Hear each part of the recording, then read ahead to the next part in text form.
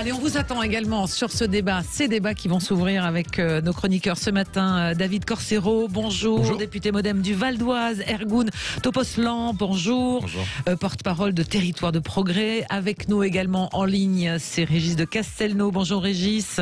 Bonjour. Avocat, auteur de ce blog Vue du droit et auteur de Justice, une justice politique aux éditions de l'Artilleur et membre de la rédaction Front Populaire, Alexandre Malafaille. Bonjour Alexandre. Bonjour. Présidence du think tank Sinopia. Alors au menu aujourd'hui, on va parler du prix de la baguette. On sait très bien que ce prix du pain est un sujet sensible parce qu'il peut déclencher des révolutions, ne l'oublions pas. Mais entre l'énergie et le pain, est-ce que le pouvoir d'achat des Français est de plus en plus en danger? On parlera de la séquence d'Éric Zemmour. Il y aura Drancy. Est-ce que vous avez été choqué ou pas par cette séquence, notamment avec cette femme qui portait le voile? Et puis le nucléaire sera donc indispensable à la transition énergétique et écologique en France, mais à quel prix? On y reviendra avec vous. Mais on va commencer par vos coups de cœur et vos coups de gueule. Tirage au sort, Ergun, c'est à vous. On commence par un coup de cœur pour un livre. Exactement. Le livre de Maria Pourchet, Feu, donc qui traite un thème assez banal, l'adultère bourgeois, mais qui le fait d'une manière assez intéressante, avec une plume incroyable de cette autrice que j'ai découvert à travers ce livre, mais qui a déjà écrit des romans depuis quelques années. C'est un livre qui est sélectionné dans plusieurs concours littéraires, notamment le Goncourt, et donc on espère, en tout cas j'espère qu'elle sera sélectionnée pour cette année-là. L'intérêt aussi que j'ai eu pour l'autrice, c'est que je viens de la même région, de Lorraine, elle vient d'Épinal, et en tout cas elle traite un thème assez banal, mais d'une façon assez intéressante. Elle est dans l'innovation et la modernité dans l'écriture, et puis à chaque page on se retrouve avec d'énormes punchlines tout au long de ce livre. Donc c'est entre cette femme d'une quarantaine d'années qui tombe amoureuse d'un homme qui travaille dans le secteur bancaire, une femme mal aimée avec un homme qui ne s'aime pas.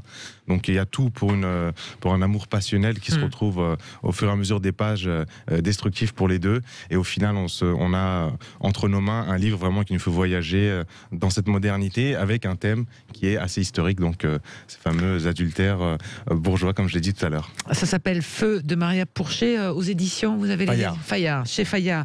Et en course pour le Goncourt, c'est la période des prix littéraires d'ailleurs en ce moment. Alexandre. Oui. Coup de gueule. Ah oui, un coup de gueule contre en fait la menace qui plane actuellement sur le secret professionnel des avocats. Alors je rappelle pour nos auditeurs que le secret professionnel des avocats, c'est vraiment une garantie essentielle du droit de la défense, et c'est aussi la garantie du procès équitable, et c'est un droit qui est encore plus important pour les justiciables que pour les avocats. Alors il y a une loi qui est en cours d'examen, de vote, qui s'appelle la loi pour le confiance dans l'institution judiciaire. Elle n'est pas très bien nommée quand on voit la façon dont ça se passe. Alors en pratique ça veut dire quoi? Ça veut dire que dans cette loi, vous avez un dispositif qui a été introduit dans le cadre d'une commission mixte paritaire entre l'Assemblée nationale et le Sénat, alors qui va... Là, les avocats étaient d'accord, qui va clarifier les choses en matière d'intention d'un avocat de contribuer à une activité délictueuse de type terroriste, blanchiment, crime, fraude fiscale, etc. Là, si l'avocat est complice de son client, potentiellement, il peut être mis en cause par le juge. En revanche, il y a un deuxième alinéa qui est beaucoup plus vicieux et qui dit, je vous le lis, le secret professionnel est levé dès que l'avocat fait l'objet de manœuvres ou actions aux fins de permettre, de façon non intentionnelle, la commission ou la poursuite ou la dissimulation d'une infraction. Donc en clair, ça veut dire que vous êtes chef d'entreprise. Vous demandez à votre avocat de vous informer sur ce qu'il en est, par exemple, du recours au dispositif de chômage partiel. Et puis vous prenez les conseils de votre avocat pour justement, puisqu'il vous aura dit de quelle façon il faut se comporter et ne pas se comporter, vous vous comportez mal, on tombe sur vous, le juge enquête et décide effectivement de remonter jusqu'à l'avocat alors qu'il n'a rien fait. Ça veut dire que ça donne au juge le pouvoir d'aller chez l'avocat dans son cabinet professionnel, perquisitionner à son domicile, et ça sur tous les sujets qui sont aujourd'hui couverts par une infraction possible, imaginable. C'est une vraie menace sur le secret professionnel des avocats, sur la garantie de liberté, et ça crée une instabilité juridique qui est invraisemblable. Alors à ce stade, c'est suffisamment grave à mon avis, que le gouvernement s'en saisissent, parce que les avocats qui ont été très malmenés durant ce quinquennat déjà, qui se sont mis en grève plusieurs semaines, la profession est très menacée par la façon dont l'exécutif se comporte à son égard. Les avocats vont à nouveau se mettre en grève, ils saisiront le Conseil constitutionnel parce que c'est une menace extrêmement grave qui plane sur leur droit d'activité et sur les justiciables. Et ce qu'il faut maintenant souhaiter, c'est que le gouvernement reprenne la main, parce qu'il est le seul en dernier ressort à pouvoir contrer cet amendement. Régis, sur ce volet-là, Régis. Merci pour ce coup de gueule, parce que moi j'ai hésité un peu. Hein, et bon, effectivement, je suis concerné. Il faut savoir que le secret professionnel en France, en matière pénale, est anéanti. Il faut le savoir. Quand je dis qu'il est anéanti, on a une jurisprudence de la Cour de cassation qui l'a malmené complètement. Il y a eu la fameuse affaire des écoutes de Nicolas Sarkozy. Juste un petit détail. Vous savez comment ça se passe aujourd'hui? C'est-à-dire qu'on peut mettre effectivement les gens sur écoute et quand ils parlent à leur avocat, comment est-ce qu'on fait? On transcrit la conversation, hein, et puis il appartient au juge d'instruction qui est en train d'instruire de faire le tri entre ce qui relève du secret professionnel et ce qui en relève pas, c'est-à-dire qu'il sait tout. Hein. Non, je veux dire tout ça, ce sont des plaisanteries. Hein. Aujourd'hui, il y a toute une tendance et effectivement, cet amendement, il est totalement liberticide, surtout que la perquisition est devenue un outil d'investigation. Alors, il y a les écoutes téléphoniques, évidemment, mais la perquisition, ce qui fait qu'aujourd'hui, c'est devenu un sport à Paris. Hein, la plupart des juges d'instruction, surtout ceux du pôle financier, surtout Serge Tournaire, hein, qui est aujourd'hui à Nanterre, hein, passent leur temps à aller chez les avocats. Il y a eu, y compris des incidents assez graves, hein, entre le représentant du bâtonnier, parce qu'il faut qu'il y ait un représentant du bâtonnier pour justement qu'on fasse bien le tri entre ce qui peut être investigué et ce qui ne peut pas l'être, ce qui peut être saisi, ce qui ne peut pas l'être. Eh bien aujourd'hui, malheureusement, on va mettre dans la loi une atteinte supplémentaire à un secret professionnel.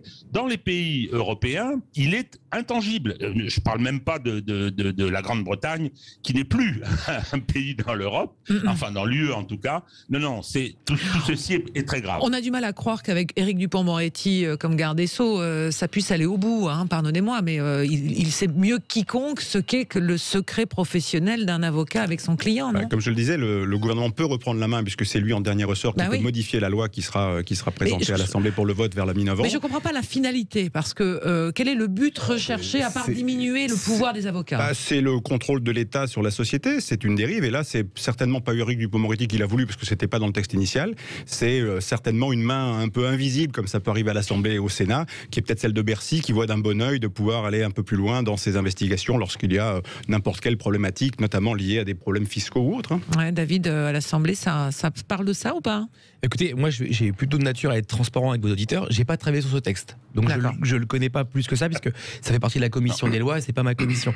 Maintenant que la commission paritaire est passée, comme vous venez de l'expliquer, c'est que les deux chambres sont mis d'accord.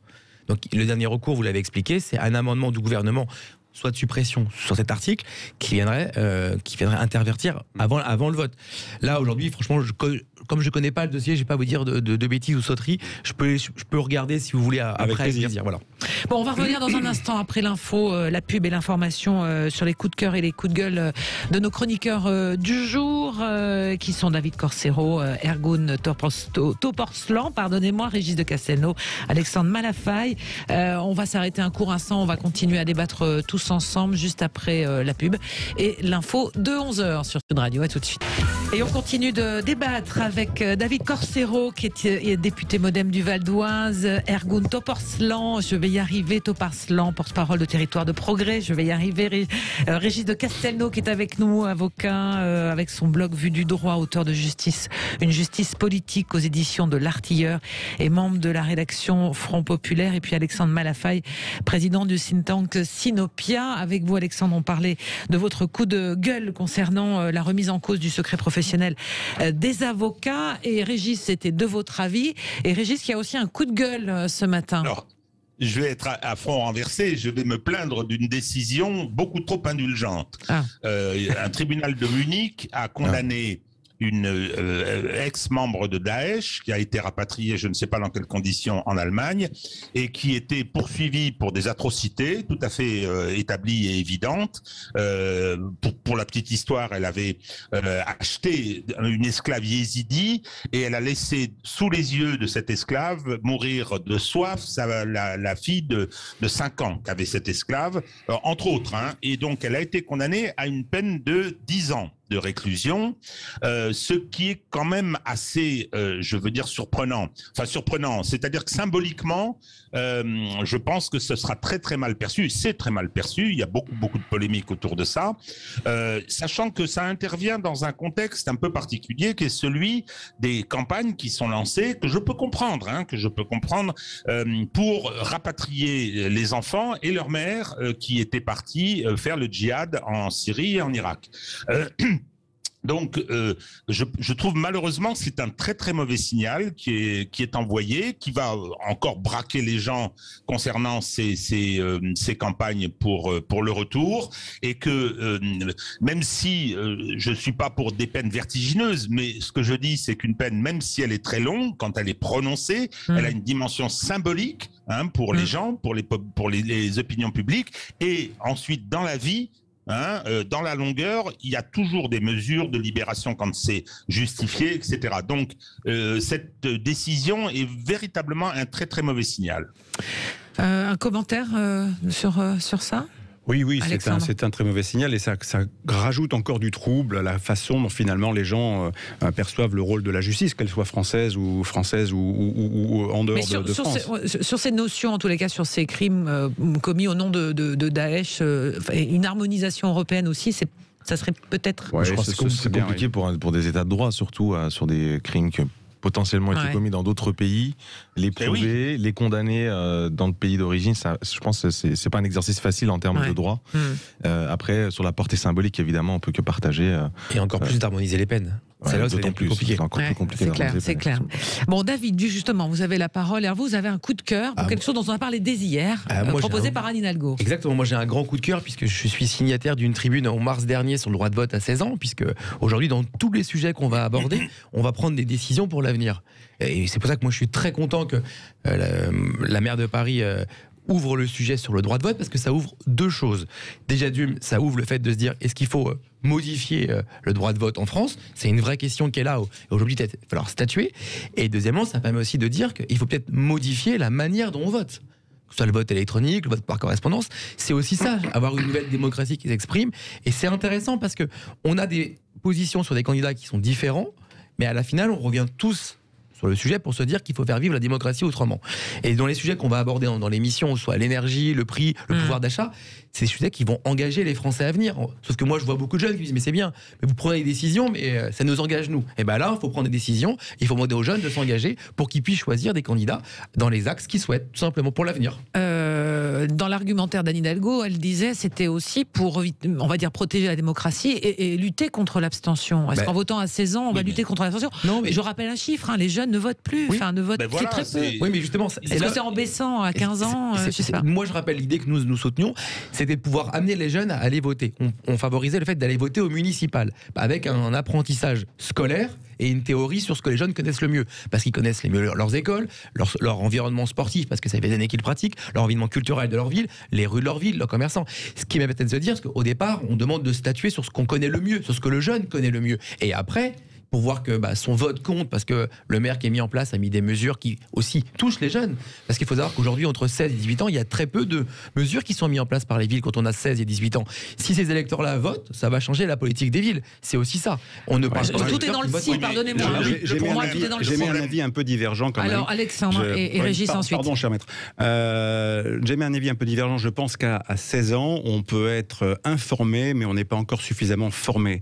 Si on veut faire participer les jeunes à la démocratie, je pense qu'il y a plein de manières de le faire, mais de là à aller à voter à 16 ans... Ils ne sont même pas formés à 50 ans. Non, mais on est d'accord, mais dans cette démocratie qui est marquée quand même par le coup de l'émotion de plus en plus et par la vision à court terme et par les impulsions des uns et des autres, je crois qu'on se tromperait à vouloir, entre guillemets, réparer la démocratie en allant vers ce type de moyens. Je crois qu'il y a beaucoup de leviers pour préparer les jeunes à être aptes à bien voter, notamment dans le cadre de leur parcours scolaire.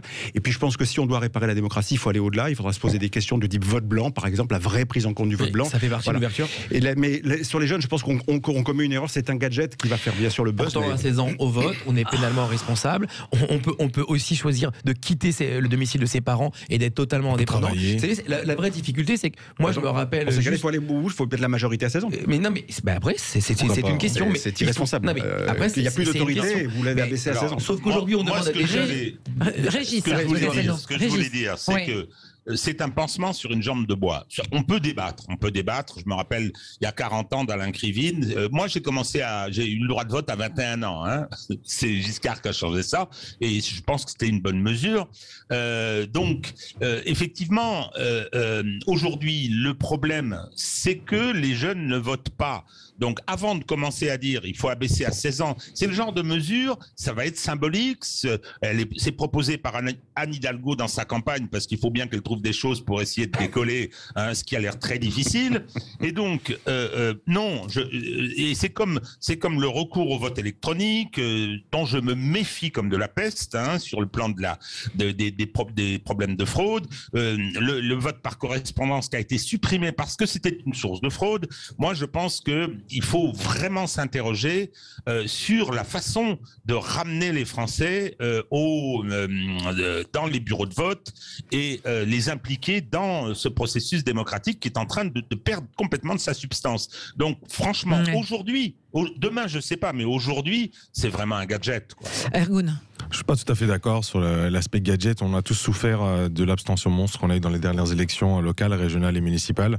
Moi, ça m'a rajeuni cette proposition parce que c'est une proposition qu'on portait depuis un petit bout de temps avec certains amis, mais effectivement, il y a des sujets... Mais est-ce que, pardonnez-moi, vous n'êtes pas déjà, vous, tous, que nous sommes déjà très investis, en tous les cas très avertis sur la politique?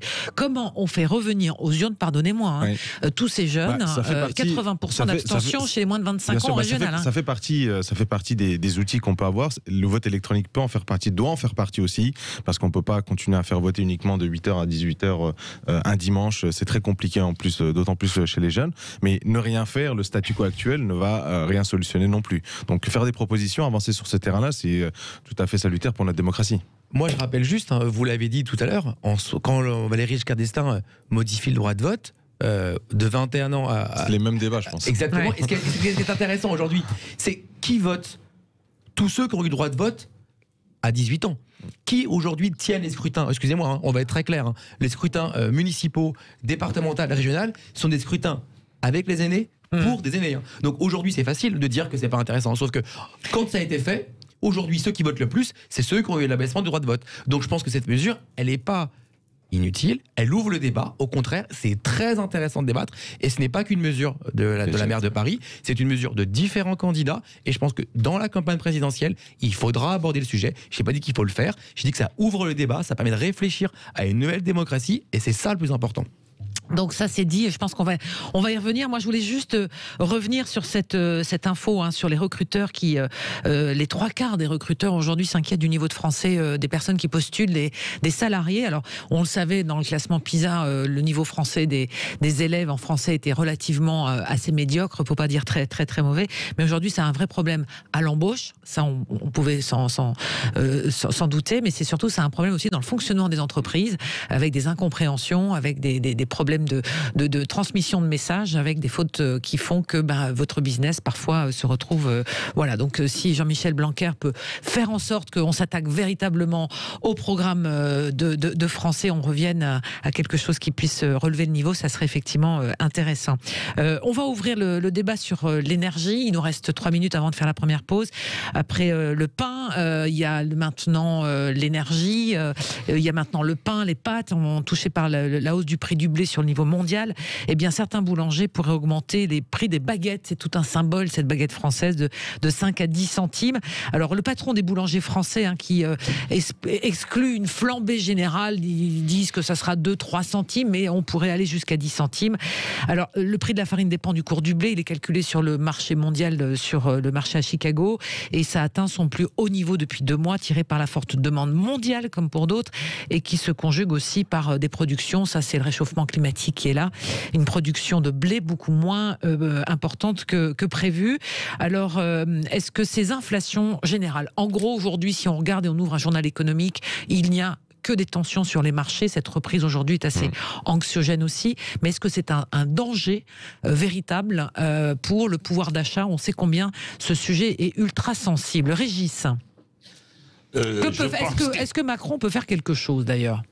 Il a dégainé un chèque de 100 € la semaine dernière, mais est-ce qu'il peut aller plus loin? Ça, c'est une mesure assez calamiteuse, toujours sur le plan. Il y a vraiment rien qui vous satisfait, vous. Il faudrait. Il y avait un côté désinvolte et méprisant qui a été tout à fait perçu de cette façon-là.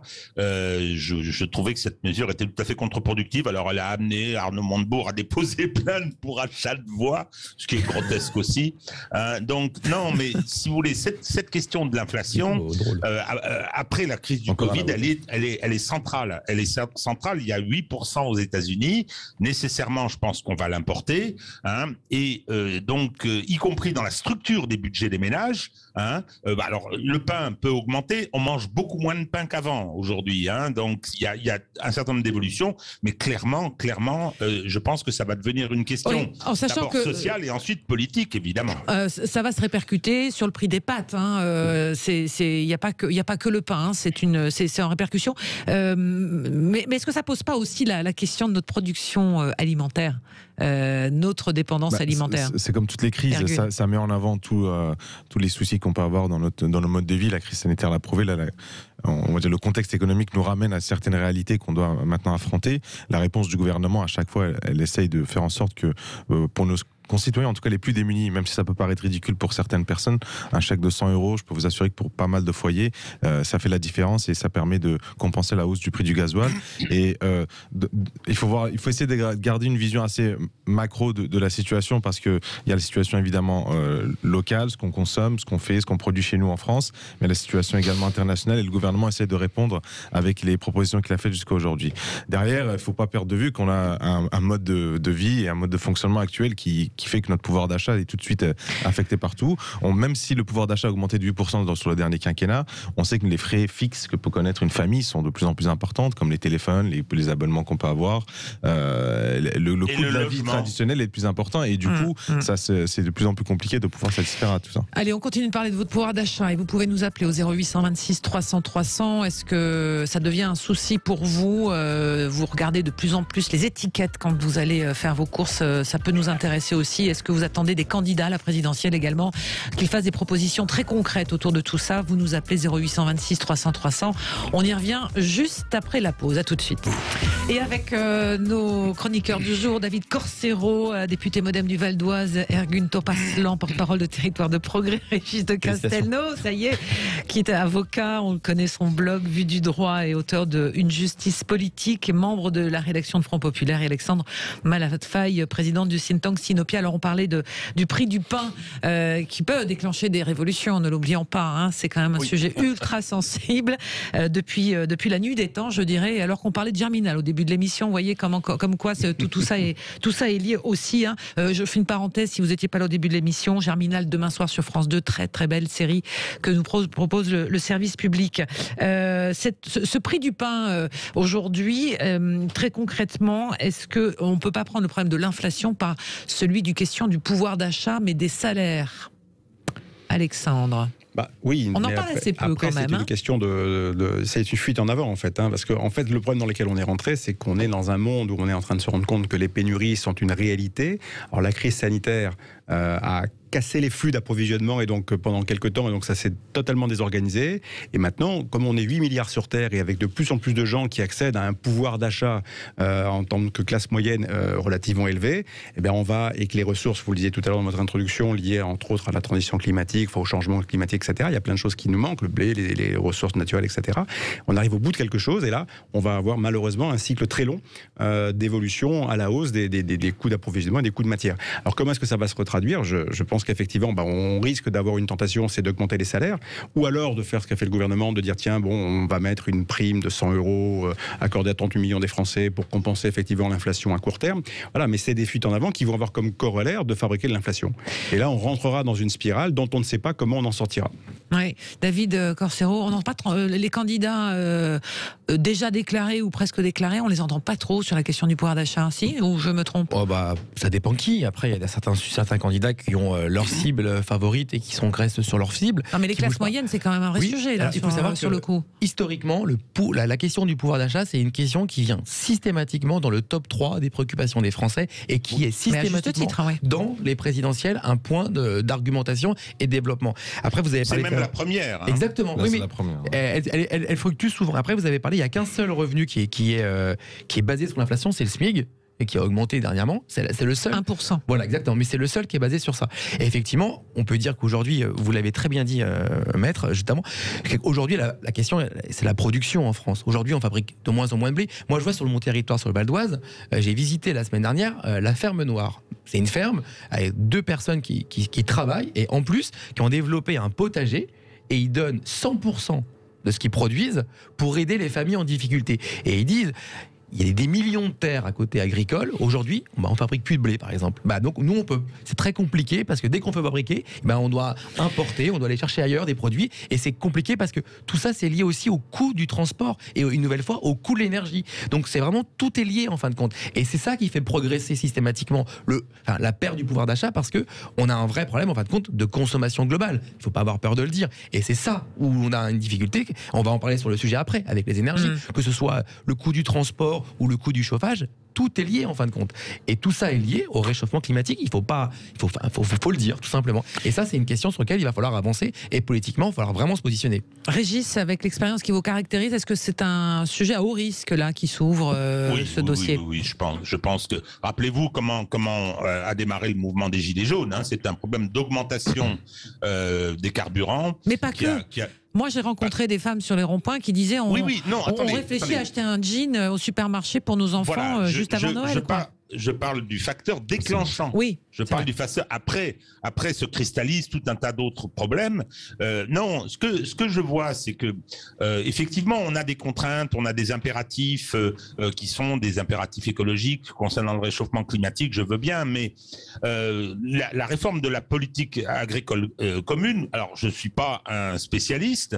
Fait l'objet de rapports, même au sein même de l'UE, disant que c'était une catastrophe. Que effectivement, on devient complètement dépendant sur ces produits, complètement dépendant de nos importations.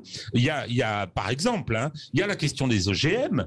Moi, j'essaye de suivre ça un peu. Effectivement, beaucoup de spécialistes disent que 8 milliards d'êtres humains, on ne pourra pas les nourrir sans recours aux certains OGM, absolument.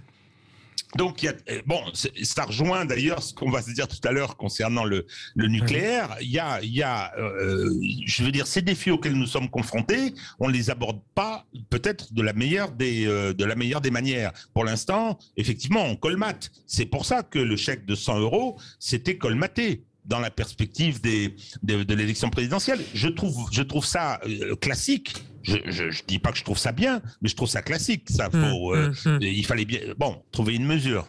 Alors, Alexandre. On peut pas dire qu'il y a aussi une opportunité, alors à la fois de la part des citoyens, mais aussi de la part des entreprises, si elles prennent leurs responsabilités. Les citoyens l'ont fait, puisqu'en fait, vous avez de plus en plus de sites qui permettent d'acheter des objets d'occasion, les gens revendent leurs vêtements, donc il y a un marché qui est en train de se mettre en place, donc ça, c'est plutôt une très bonne chose. L'économie du partage également est en train de se mettre en place, donc tout ça va permettre d'alléger, si vous voulez, la masse, la pression sur les cycles de production.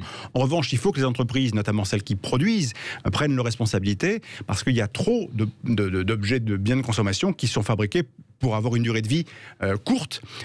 Prenez la téléphonie mobile, où on passe son temps à changer tous les 2-3 ans, c'est totalement irresponsable. On devrait avoir des produits qui durent 5 ans, 10 ans, 15 ans, comme c'était le cas de l'électroménager. Moi, j'ai à la maison une machine à laver, voilà. Ça fait 20 ans qu'elle est là, elle tourne toujours, parce que c'était une bonne marque. Voilà, mais je pense que là, il y a un enjeu majeur de la part des entreprises de production pour faire en sorte que ce qu'on achète, à un moment donné, puisse durer, ou puisse avoir une deuxième vie, une troisième vie. Ouais, alors si vous voulez, messieurs, on va enchaîner sur le sujet, effectivement, de l'énergie, parce que c'est la question sous-jacente derrière celle du pouvoir d'achat, parce qu'on parle du prix de l'énergie qui flambe, mais est-ce qu'on va dire finalement aux Français que le prix de l'énergie va inexorablement augmenter, avec le rapport qui a été remis hier par les experts de RTE, le gestionnaire du réseau électrique, celui qui transporte l'électricité, et qui a fait donc une prospective sur les 50 prochaines années, ou même avant. Donc il y a 6 scénarios qui sont sur la table, avec 2 extrêmes, une hypothèse, 100% d'énergie renouvelable d'un côté, ou 50 de nucléaire et énergie renouvelable, en gros du 50-50. Pour l'instant, Emmanuel Macron qui pense pencher plutôt pour un espèce de mix. Alors c'est beaucoup de nucléaire, et Barbara Pompili qui dit non, attention, on n'écarte pas non plus totalement le fait d'abandonner un peu le nucléaire au profit des énergies renouvelables. En tous les cas, le débat est ouvert. Est-ce qu'il faut plus encore de nucléaire aujourd'hui, et est-ce que les Français sont prêts à payer? Parce que dans les scénarios qui sont proposés par RTE, si j'ai bien lu le rapport, Alexandre, c'est 25 milliards par an qu'il va falloir injecter pour, on va dire, moderniser notre réseau électrique, parce qu'on va avoir besoin de plus en plus d'électricité. C'est ça. Qui veut commencer, Ergun? Moi, ça m'intéressait. En fait, c'est un sujet qui est assez global, et notamment dans la continuité des Gilets jaunes. En fait, pendant très longtemps, notre modèle, celui qu'on a proposé aux Français, c'était de dire élevez-vous avec le travail, sortez de vos appartements, allez construire un pavillon, mettez-vous en périphérie des villes, achetez 2 véhicules, et ensuite vous pourrez continuer à faire votre vie, à améliorer votre cadre de vie. C'était comme ça qu'on présentait dans la pub. C'est revenu en boomerang en disant tout d'un coup, à partir des années 2000, dans notre époque actuelle, on leur a dit en fait, c'est pas bien d'utiliser la voiture, vous allez utiliser du gazole, on va augmenter le prix du gazole, il faut revenir vers des véhicules électriques, vers des transports en commun. Sauf que quand on dit ça en parallèle, on leur propose pas, on leur donne pas la possibilité de le faire, d'aller accéder à ces outils-là. Et en plus de ça, au vu de l'évolution démographique, même de notre pays, mais des pays un peu plus grands comme la Chine, on sait par exemple que la Chine va consommer 50% de plus d'électricité dans les 20 années à venir.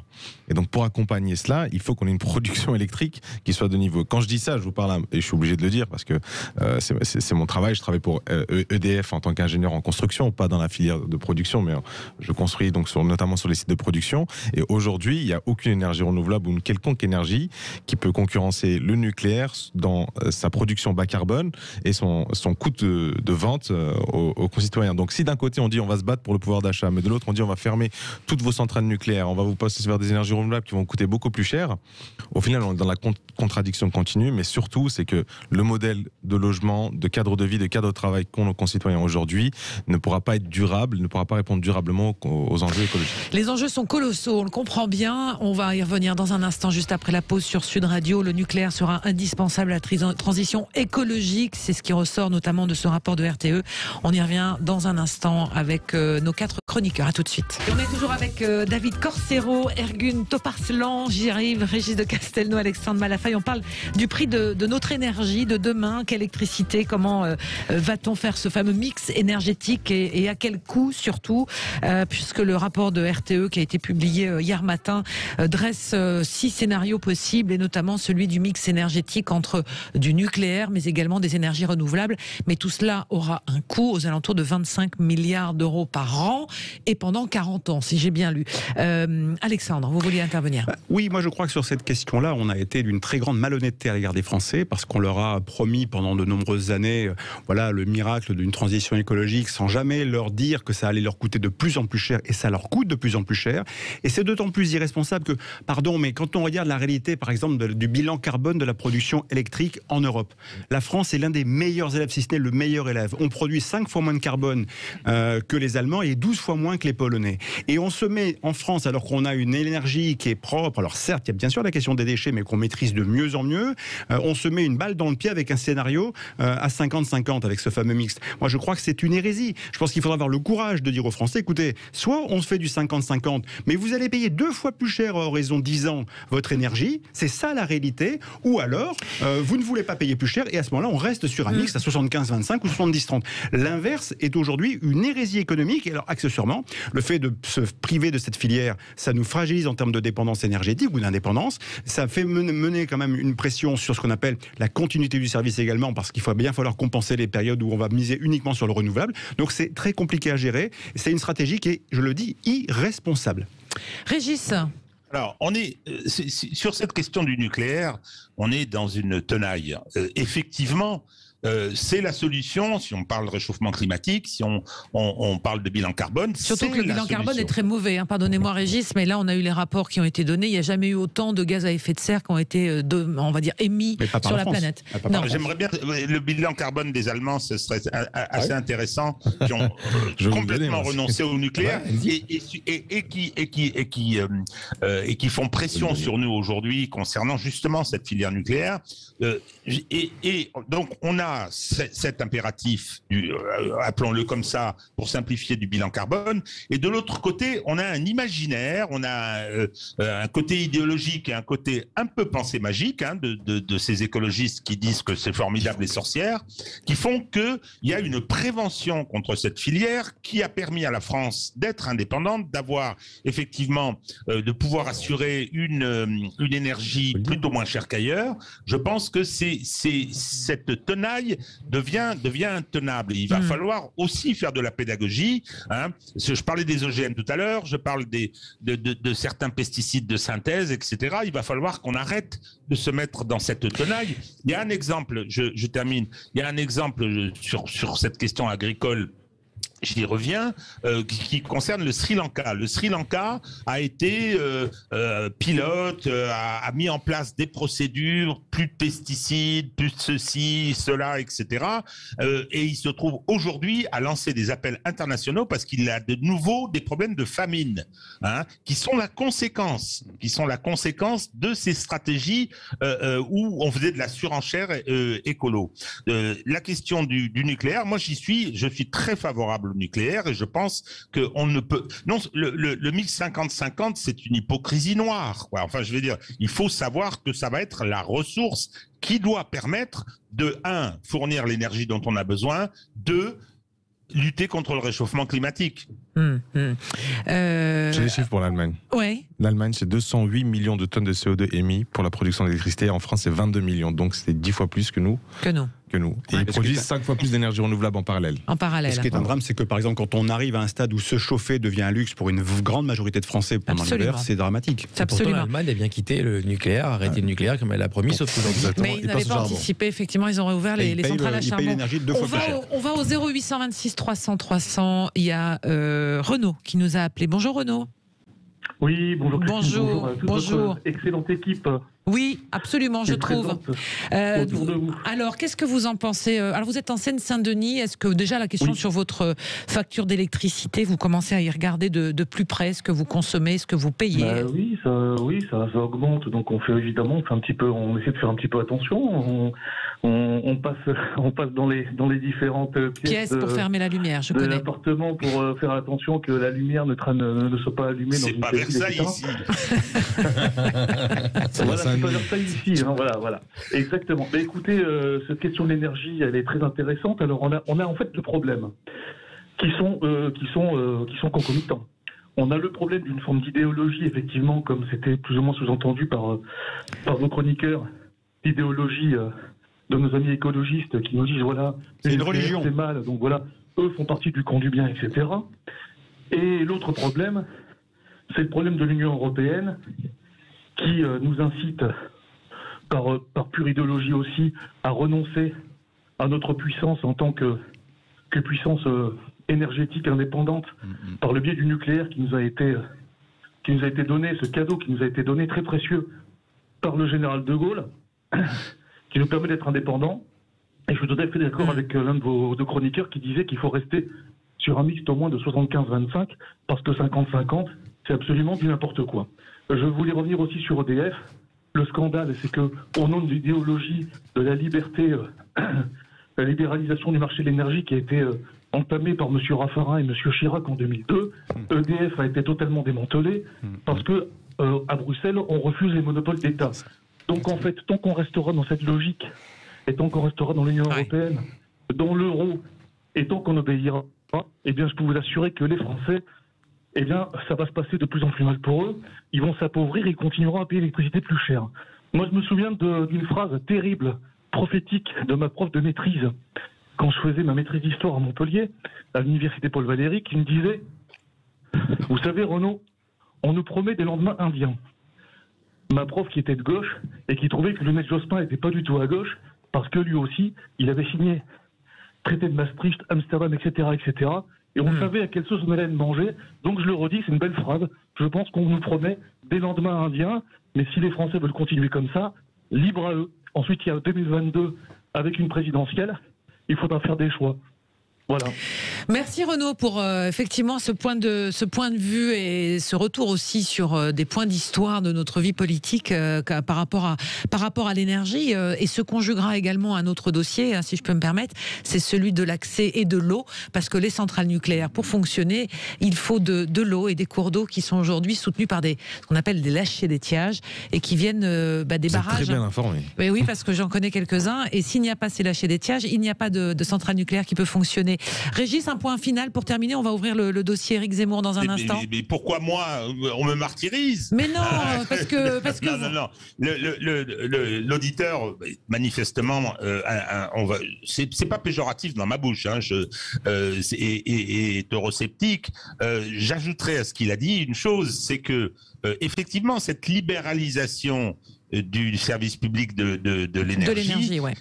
Elle est le fruit de la construction européenne. Il ne faut pas oublier ça. Hein. C'est-à-dire qu'on a ossifié dans des traités irréformables, puisqu'il faut l'unanimité, hein, des choses qui auparavant relevaient de la délibération souveraine des nations respectives, hein, et aujourd'hui on est contraint de passer à ça. Alors il y a une petite anecdote amusante, il y a une entreprise... Rassure, même si on ne l'était pas contraint, on serait passé petit à petit à ça, on va pas continuer...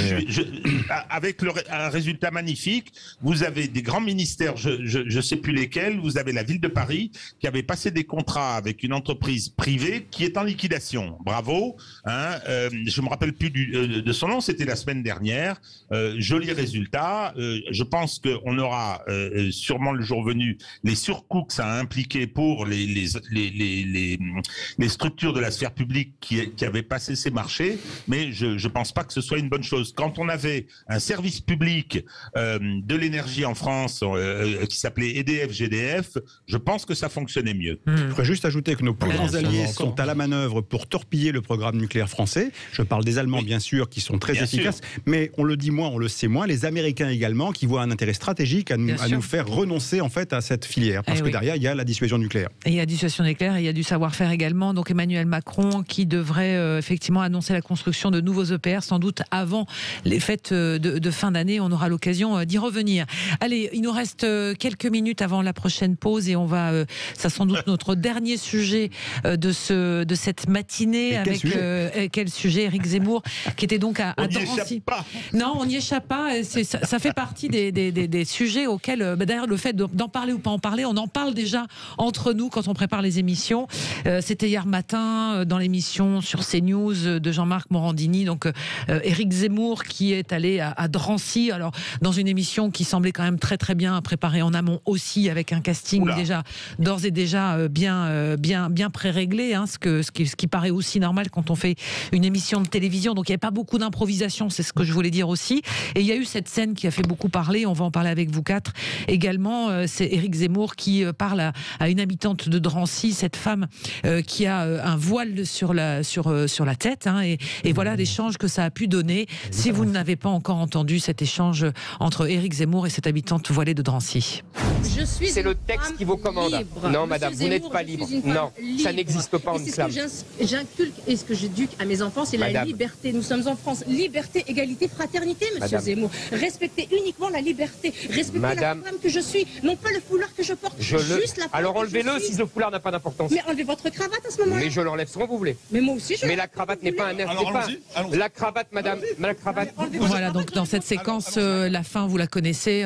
Il enlève sa cravate, elle enlève son voile aujourd'hui. Est-ce que vous trouvez cette scène choquante, humiliante, scénarisée? Est-ce que ça amène quelque chose au débat aujourd'hui? Bref, il y a beaucoup de portes d'entrée sur cette séquence vidéo. Est-ce que aussi, Éric Zemmour impose ces sujets de campagne aujourd'hui dans cette campagne présidentielle, même s'il n'est encore officiellement pas candidat? Qui veut commencer les hostilités?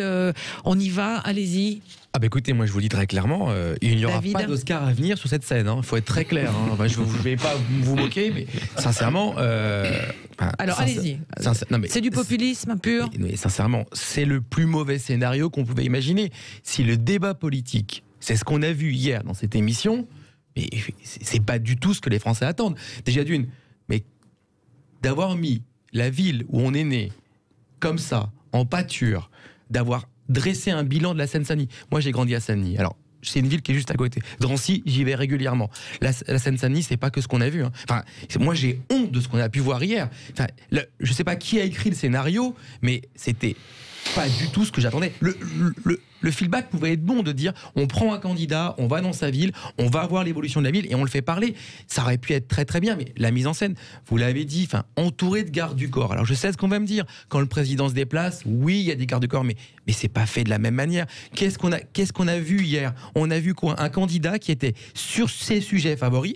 On n'a pas vu de pouvoir d'achat. Hein. On n'a pas parlé de pouvoir d'achat. On n'a pas parlé d'énergie. On a parlé de quoi? On n'a pas parlé de ce qui s'est parlé, et sans arrêt. Et après, cette mise en scène avec le voile, non, franchement, moi je vous dis, je suis outré par cette scène, outré surtout parce que maintenant cette femme, elle est menacée. Je sais pas si vous l'avez vu, sur les réseaux sociaux, elle est menacée. Donc je voudrais lui apporter tout mon soutien, parce qu'on ne menace pas une femme qui ose sur la place publique et devant les caméras faire un geste qui est un geste naturel, puisque je rappelle que porter le voile dans la rue n'est pas interdit par la loi. Hein.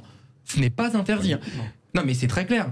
Je trouve que, franchement, moi, je trouve ça honteux. Et encore plus que cette femme, elle est menacée aujourd'hui. Franchement, je trouve que c'est sidérant. Hercule. C'était très malaisant, effectivement, cette scène hier. Je crois que c'est le mot que je cherchais. C'était très malaisant.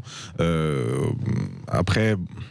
Je suis pas certain qu'il faille accabler les médias dans tout ça. Il y avait cette attente-là. Il y a une pulsion qui demande du Zemmour. Il y a une tentation. Il y en a qui appellent ça la tentation du clown, qui allait mettre en avant un candidat populiste, un candidat un peu hors cadre traditionnel. Zemmour est sur ce créneau.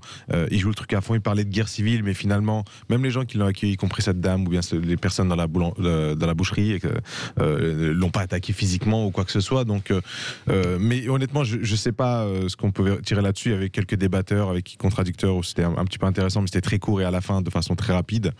Mais j'ai pas suivi ça avec grand intérêt, mais plutôt avec une grande gêne, surtout pour cette dame et les habitants de Drancy, parce que je connais quelques personnes qui viennent de Drancy.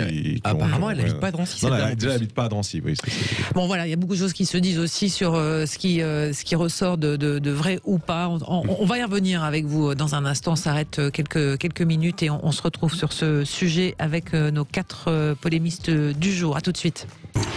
Allez, on continue de parler de la séquence hier à Drancy sur CNews avec donc Éric Zemmour et cette femme qui a retiré son voile alors que lui a enlevé sa cravate pour montrer que l'un et l'autre étaient libres de porter ce qu'ils souhaitaient.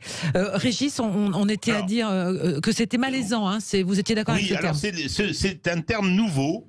Malaisant, moi je suis pour que la langue évolue, hein, qui met mal à l'aise, c'est pas mal, je trouve que c'est parce que ça dit bien ce que ça dit. Bien sûr. J'étais horriblement mal à l'aise. J'étais très mal à l'aise quand j'ai vu cette séquence. J'avais de la compassion pour cette jeune femme qui est venue. Alors je sais pas si c'était organisé, etc. et tout. J'aurais eu tendance à dire relativement courageusement. Elle est venue là avec toutes les conséquences que ça a maintenant, les polémiques, les réseaux. Mais ça, c'est une espèce de foire d'empoigne. Moi, ce que je voudrais dire à l'occasion de cette petite séquence, c'est que peut-être que Éric Zemmour est en train de trouver ses limites. Il a fait une entrée tonitruante dans la campagne électorale, soyons clairs. Il a créé une véritable dynamique tout à fait incontestable. Les sondeurs qui au départ étaient plutôt, j'y ai quelques amis qui étaient plutôt sceptiques, disent que ils avaient sous-estimé ce poids, mais il y a eu la séquence du fusil à Millipol. Il y a eu le fait de traiter Marlène Schiappa d'imbécile. Moi, je veux bien. Je dis la même chose quand je suis avec mes amis ou en famille. C'est pas un candidat à la présidence de la République qui doit dire ça. Il y a cette séquence. On le voit en train de jouer au bowling. Il y a tout un tas de choses comme ça. Et je dirais que ça a du sens politique parce que où il est venu dire aussi que Marine Le Pen était enfermée dans un ghetto d'ouvriers et de chômeurs, ce qui était quand même assez violent et d'une grande vulgarité. Je pense que comme son propos est très ciblé, son cœur c'est véritablement au prétexte de vouloir sauver la France, c'est véritablement la mise en cause d'un certain nombre de choses, en particulier de l'immigration, le grand remplacement, etc. Dès lors que il faut passer à une autre envergure, puisqu'il s'agit d'une présidentielle, là, il trouve ses limites, donc il est en train de remplacer cette difficulté à élargir son propos, il est en train de le remplacer par des coups. Je pense que, alors je sais pas je vais pas faire de pronostic, mais je pense qu'il est en train de trouver ses limites politique avec cette dérive. Limite politique d'Éric Zemmour, dit Régis. Alexandre, comment vous... Parce qu'il y a eu aussi, hier, il y a eu la séquence aussi très commentée dans la boucherie halal, également. Il faut quand même le rappeler, elle a été très commentée sur les réseaux également. La télé aujourd'hui, c'est un mix entre information et divertissement. Et donc, dans cette espèce de télé-réalité, la séquence d'hier, moi, j'ai plutôt bien joué de la part de Morandini, parce qu'il fait un super coup d'audience et il annonce la suite parce qu'il va le faire avec d'autres candidats. Et c'est courageux de la part de Zemmour, qui, même s'il est chez lui et si les séquences sont préparées, entre guillemets, on ne sait pas ce qu'il va se dire, mais en tout cas il y a quelques-unes qui sont préparées, il faut quand même aller au contact et assumer, et par rapport à sa dynamique qui vise à faire de la provocation et à faire le buzz et la course en tête, toujours en faisant en sorte que tout le monde lui court après. Moi, il me rappelle Donald Trump, et Donald Trump, personne ne pensait qu'il irait au bout. Il insultait les femmes, il insultait les latinos, il disait des horreurs, il parlait d'un mur, et puis au bout du compte, il les a faites derrière, et puis au bout du compte, il a été élu. Donc il y a une espèce de dynamique aujourd'hui, parce que je pense que malheureusement l'envie de dégagisme est toujours là, pour toutes sortes de bonnes et de mauvaises raisons, et de crise de défiance envers la démocratie, les institutions, les élus qui sont autour de la table pour certains d'entre eux, etc. C'est comme ça, et je pense que ce risque de dégagisme à nouveau peut très bien survenir, et à travers un Zemmour, à travers... Et je pense qu'il ne faut pas prendre pour un clown, parce que là encore, quand on le traite de clown, je pense qu'on encourage en fait... Je sais bien, non mais c'est l'image, mais je pense qu'on encourage encore ses partisans à se renforcer et voire à s'élargir. Comment se fait-il qu'il donne le rythme de la campagne à ce point ? Parce qu'il est tout seul. Ah, Régis, il est... Il est tout seul, les LR sont pas là. Anne Hidalgo, c'est comme si elle n'était pas là, soyons clairs. En plus, elle vient de démarrer. Donc, c'est aujourd'hui, Emmanuel Macron n'est pas là, évidemment. Marine Le Pen laisse passer l'orage. Évidemment, il est l'événement. Les médias ont besoin d'une storytelling. Ils ont besoin d'un... Alors donc, c'est tout l'événement Zemmour qui va être remplacé, à mon avis, plus tard par un autre récit, une autre storytelling. C'est pour ça que je pense qu'on est en train de rentrer dans ce moment-là. Alors ça va prendre un peu de temps. David ? Je pense que vous avez très bien résumé la situation politique actuellement.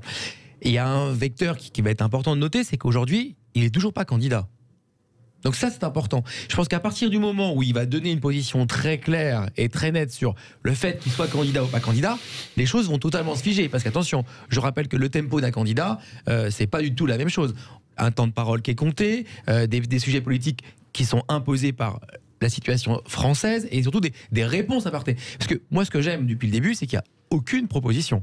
Il n'y a que le fait de monter des Français les uns contre les autres. Il n'y a rien dans le fond. On est sur le permis à points. Mais justement, non mais c'est ça, le permis à points, c'est génial. Ça, c'est génial. Enfin, c'est une bonne idée. Il en faut une pour démarrer. Mais moi, je trouve qu'aujourd'hui, il n'y a pas de proposition. Et le débat politique des présidentielles, c'est la rencontre d'un homme avec les Français.